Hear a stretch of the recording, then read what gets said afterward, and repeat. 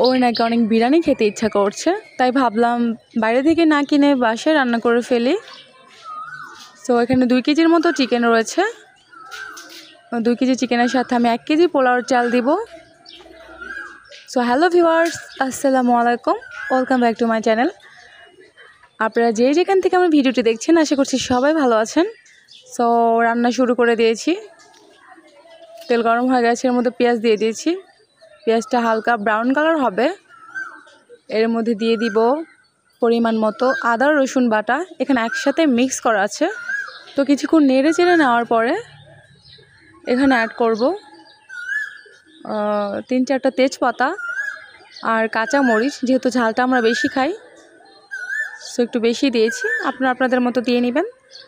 তারপর বিরিয়ানির মশলা দিয়ে দিলাম। বিরিয়ানিটা আসলে একদম সহজ রান্না, একদম শর্টকাট, তাই ভাবলাম এই রাতের জন্য বিরিয়ানি করি, আবার সেহরি খাওয়ার সময় তো আবার অন্য রান্না করতে হবে, তাই ভাবলাম শর্টকাটে বিরিয়ানি রান্না করে ফেলে, যেহেতু খেতে চেয়েছে। সো কষানো হয়ে গেছে, এর মধ্যে পানি অ্যাড করে দিচ্ছি। কিছুক্ষণ কষিয়ে নিব, দেখতে পাচ্ছেন ঠিক এরকম কালার হবে, তখনই এর মধ্যে চিকেনটা অ্যাড করে দিতে হবে। বরের আবদার, নামিনি কি আর পারা যায়? ও খেতে চেয়েছে আর আমি বিরিয়ানি রান্না করব না, সেটা কি হয়? চেষ্টা করি সবসময় যেটা পছন্দ করে সেটা রান্না করে দিতে। তো ভালো করে চিকেনগুলো কষিয়ে নিতে হবে।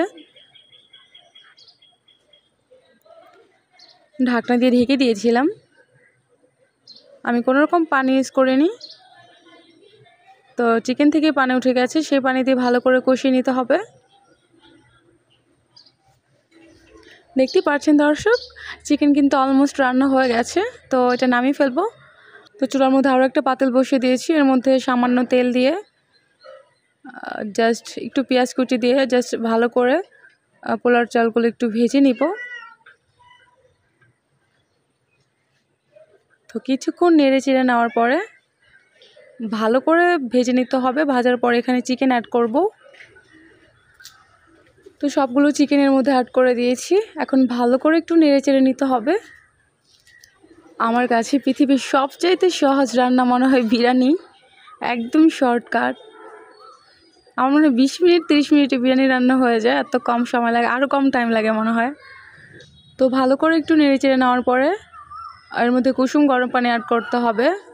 তো আমার ভিডিও যদি আপনাদের কাছে ভালো লেগে থাকে অবশ্যই চ্যানেলটি সাবস্ক্রাইব করবেন, লাইক করবেন, কমেন্ট করে জানাবেন আমার ভিডিও আপনাদের কাছে কেমন লাগে।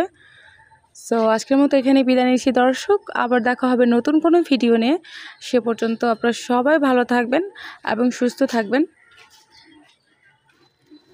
আর আমাদের জন্য দোয়া করবেন। সো আল্লাহ হাফেজ।